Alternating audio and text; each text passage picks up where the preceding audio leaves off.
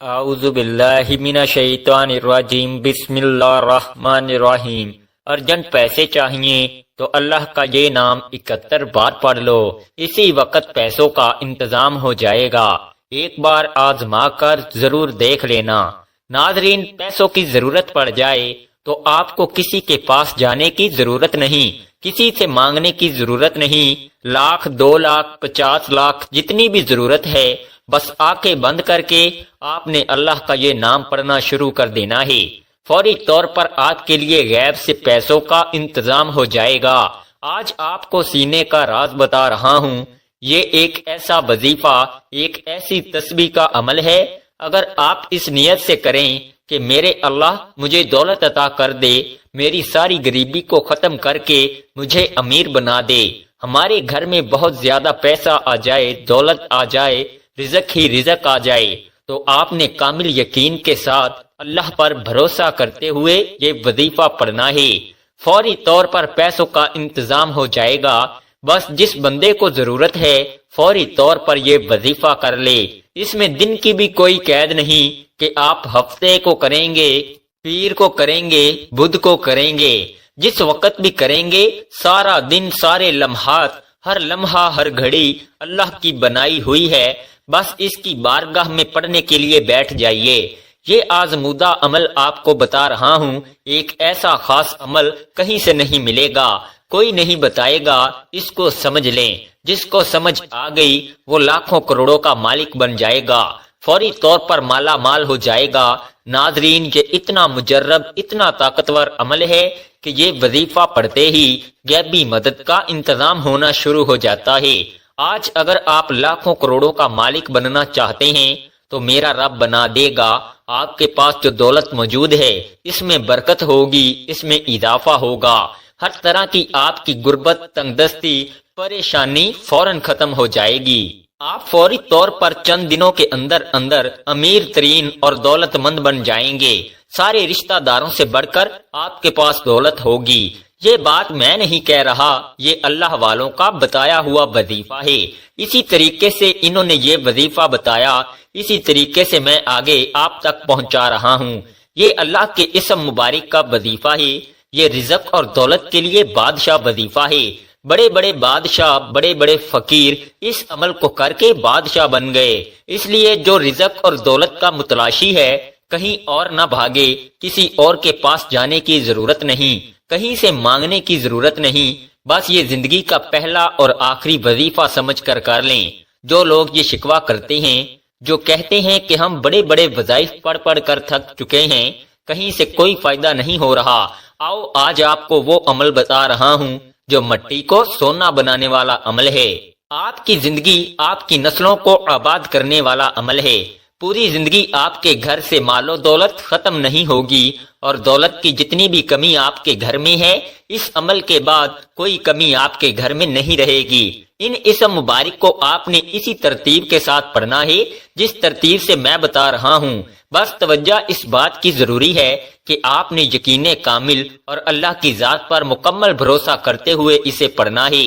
یہ وظیفہ پڑھتے ساتھ ہی فوراً ہاتھوں میں دولت آ جاتی ہے، رزق برستا ہے، دولت ہمیشہ کے لیے آپ کی عاشق ہو جاتی ہے۔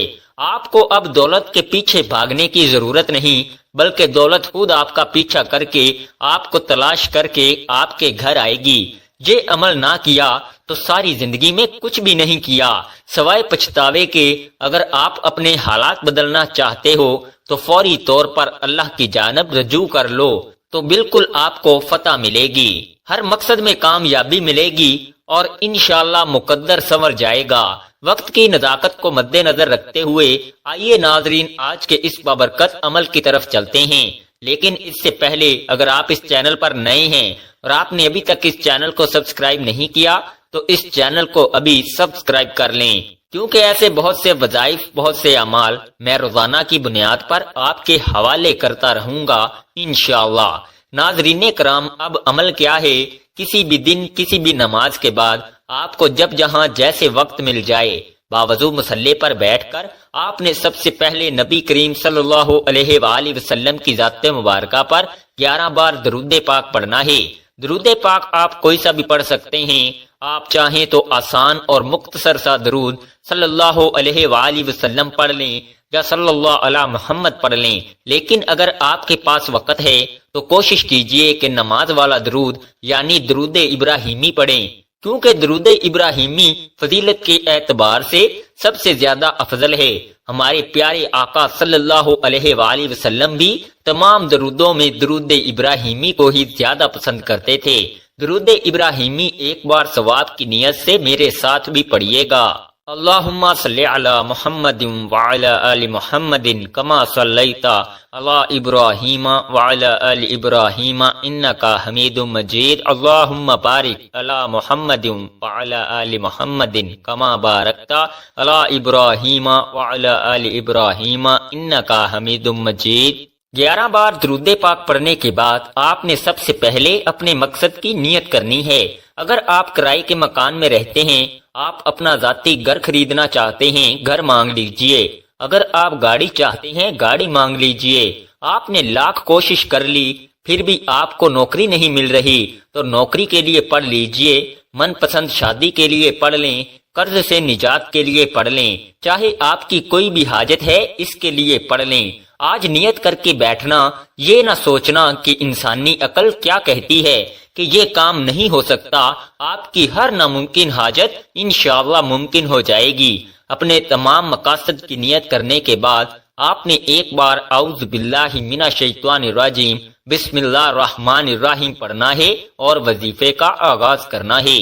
اور سب سے پہلے نمبر پر جو وظیفہ آپ نے پڑھنا ہے وہ وظیفہ ایک قرآنی سورت کا وظیفہ ہے، اور وہ قرآنی سورت سورہ کوثر ہے۔ سورہ کوثر ایسی طاقتور سورہ مبارکہ ہے کہ آپ کے کاروبار میں بندشیں ہیں، آپ کے بچوں کے رشتوں میں جتنی بھی رکاوٹیں ہیں، آپ کے گھر میں جتنے بھی جادو جنات کے اثرات ہیں، آپ کی اولاد پر جتنی بھی نظریں بد ہیں، انشاءاللہ سب کی سب جڑ سے ختم ہو جائے گی۔ سورہ کوثر پڑھنے سے تقدیریں بدل جاتی ہیں، نصیب کھل جاتے ہیں۔ سورہ کوثر قرآن پاک کی سب سے چھوٹی سورت ہے، لیکن اس کے فائدے بے شمار ہیں۔ سورہ کوثر کی تلاوت سماعت فرما لیں۔ بسم اللہ الرحمن الرحیم انا اعطیناک الکوثر فصلی لربک وانحر ان شانئک ھو الابتر۔ سورہ کوثر کو آپ نے صرف 11 بار پڑھنا ہے۔ آج سورہ کوثر کو صرف 11 بار پڑھنے سے آپ کے کاروبار سے بندشیں ٹوٹ جائیں گی، بیٹی کے رشتے میں رکاوٹیں ختم ہو جائیں گی، گھر سے جادو جنات کے اثرات ختم ہو جائیں گے، دکان دفتر کاروبار نظر بد جادو جنات سے اللہ کی حفاظت میں چلے جائیں گے۔ تو پھر دنیا کی کون سی طاقت آپ سے آپ کی کامیابی کو چھین سکتی ہے؟ آپ نے سورہ کوثر کو توجہ کے ساتھ، دھیان کے ساتھ، پورے خلوص نیت سے صرف 11 بار پڑھنا ہے۔ جب آپ پہلے نمبر پر سورہ کوثر پڑھ لیں تو پھر فوری طور پر آپ نے دوسرے نمبر پر جو وظیفہ پڑھنا ہے وہ وظیفہ سورہ اخلاص کا وظیفہ ہے۔ یہ ایک ایسی قرآنی سورت ہے جسے پڑھنے والا اللہ کے قریب ہو جاتا ہے۔ اس سورت میں اللہ کی وحدانیت کا ذکر ہے۔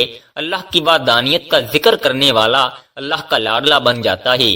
آپ نے سورہ اخلاص کو صرف 11 بار پڑھنا ہے۔ یاد رکھیے کہ سورہ اخلاص صرف 3 بار پڑھنے سے ایک مکمل قرآن مجید کا ثواب ملتا ہے۔ سورہ اخلاص کی تلاوت سماعت فرما لیں۔ بسم اللہ الرحمن الرحیم قل هو اللہ احد اللہ الصمد لم یلد ولم یولد ولم یکن لہ کفوا احد۔ سورہ اخلاص کو صرف 11 بار پڑھنے کے بعد کرم کی نظر ہو جاتی ہے۔ پھر بندہ جس طرف قدم بڑھاتا ہے کامیابی اس کا مقدر ہو جاتی ہے۔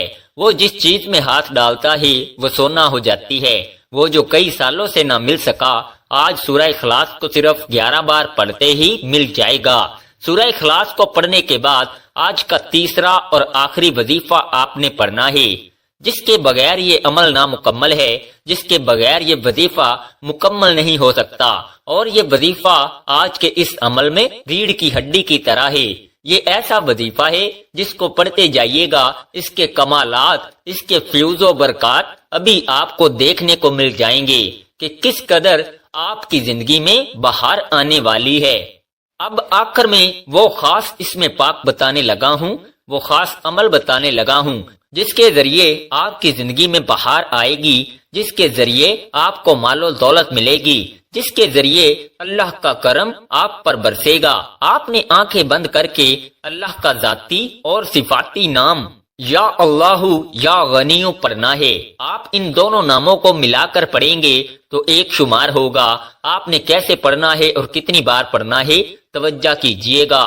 یا اللہ یا غنیوں ایک بار ہو گیا، یا اللہ یا غنیوں دو بار ہو گیا، یا اللہ یا غنیوں تین بار ہو گیا۔ اس طرح سے آپ ہاتھ کی انگلیوں پر پڑھ لیں یا آپ تسبیح کے دانوں پر پڑھ لیں۔ آپ نے صرف 71 بار پڑھنا ہے۔ یہ جو وظیفہ آپ کو بتا رہا ہوں اسے بتانے اور سمجھانے میں تھوڑا وقت ضرور لگ رہا ہے، لیکن جب آپ یہ وظیفہ کرنے لگیں گے تو آپ کو بالکل بھی زیادہ وقت نہیں لگے گا۔ جب آپ یہ تینوں اعمال بتائے گئے طریقے اور ترتیب سے پڑھ لیں تو آخر میں پھر 11 بار درود پاک لازمی پڑھیے گا جو آپ نے عمل کے شروع میں پڑھا تھا۔ اب آپ کا عمل مکمل ہو گیا۔ اس وظیفے کی برکت سے اللہ پاک آپ کی تمام حاجات، تمام خواہشات، تمام نیک تمنائیں پوری فرمائے گا۔ اس وظیفے کے بعد نہ صرف آپ کو عزت ملے گی بلکہ دولت، کامیابی، شہرت بھی آپ کا مقدر بن جائے گی۔ دنیا آپ کے قدموں میں ہوگی۔